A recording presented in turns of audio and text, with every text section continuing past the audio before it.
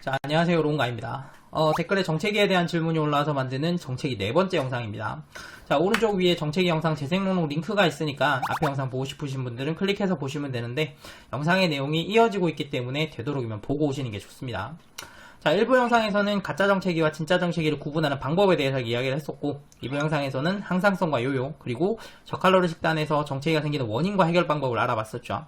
자, 3부 영상에서는 키토제닉 식단에서 정체기가 생기는 원인과 해결 방법을 알아봤었는데 이번 영상에서는 3부 영상 마지막에 나온 질문에 대한 답변을 좀 해보려고 합니다. 우선 질문 영상 먼저 보시죠. 키토제닉 식단에서 정체기가 생기는 이유는 단백질 때문이라고 하던데요. 단백질이 인슐린을 많이 분비시키기 때문에 단백질 많이 먹어도 살이 찌고 정체기가 생기니까 단백질 먹는 양을 제한해야 된다고요. 저도 키토제닉 하다가 정체기가 왔는데 단백질 제한해서 체중 더 줄였습니다. 롱가님 이야기가 맞다면 단백질이 부족하면 흡수율이 높아지고 정체기가 생겨야 되는 거 아닌가요? 단백질을 제한했는데 왜 체중이 줄어드나요? 자, 단백질이 인슐린을 많이 분비시킨다. 이거는 단백질을 단독으로 먹었을 때는 맞는 이야기입니다. 다른 영양소가 전혀 없이 단백질만 따로 먹게 되면 인슐린의 분비량이 실제로 굉장히 많아요. 자, 그런데 이건 어디까지나 단백질을 단독으로 먹었을 때의 이야기고요. 단백질과 지방을 함께 먹으면 지방이 인슐린 반응을 둔화시키기 때문에 인슐린이 적게 분비됩니다. 자, 계란을 가지고 실험한 사례가 있는데 그 계란에서 노른자를 제거하고 흰자만 먹었을 때 단백질만 먹은 거죠. 자, 이때는 인슐린의 분비량이 많았는데 노른자와 흰자를 같이 먹었을 때, 그러니까 지방과 단백질을 함께 먹었을 때는 인슐린의 분비량이 줄어들더라라는 실험이 있어요. 자, 키토제닉은 좋은 지방의 섭취를 적극적으로 권장하는 식단이고 음식에 일부러 지방을 추가해서 먹습니다. 제일 대표적인 예가 커피에 버터를 넣어서 마시는 방탄커피죠. 자, 이런 키토제닉에서 지방 없이 단백질만 단독으로 먹는 경우는 사실상 거의 없어요.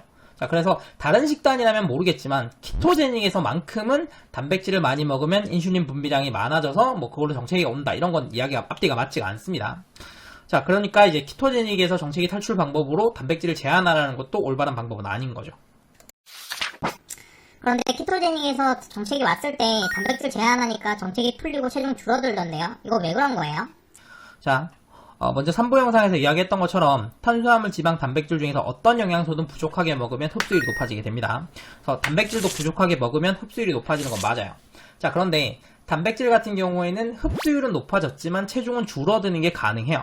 자, 이게 왜 그러냐면 단백질은 근육을 만드는 재료잖아요. 그래서 단백질 섭취를 제한하게 되면 근손실이 발생하게 되는데 흡수율이 높아져서 체지방이 빠지지 않는다고 해도 근손실로 근육량이 줄어들면 줄어드는 근육의 무게만큼 체중은 줄어들잖아요. 더군다나 키토제닉 식단 같은 경우에는 탄수화물 섭취를 극도로 제한하기 때문에 운동에 필요한 글리코겐이 보충되지 않아서 운동을 할 수가 없습니다. 운동을 하지 않으면서 단백질까지 제한하면 근손실이 당연히 발생하게 돼요. 그러니까 체중은 줄어들고 있는데 체지방이 아니라 근육이 줄어들고 있는 거기 때문에 이건 다이어트가 아닙니다. 체지방이 줄어들고 있지 않으니까 체지방 개념으로 보면 아직도 정체기라고 볼 수도 있는 거고요. 저는 저탄수화물 식단을 하고 있지만 키토제닉을 하고 있지는 않습니다. 저도 정체기가 있는데 이것도 원인이 탄수화물 부족인가요? 그럴 수 있습니다. 케토시스 상태가 될 정도까지 탄수화물이 극단적으로 부족하진 않은데 탄수화물이 그냥 부족한 상태도 있거든요. 자, 정리하자면 탄수화물, 지방, 단백질 중에서 어떤 영양소든 섭취가 부족해지게 되면 부족한 영양소를 채우기 위해서 흡수율이 높아지게 되고 이 높아진 흡수율로 인해서 균형이 맞춰지게 되면 정체기가 생기는데 이 정체기를 해결하는 방법은 부족한 영양소를 먹어서 흡수율을 낮추는 겁니다.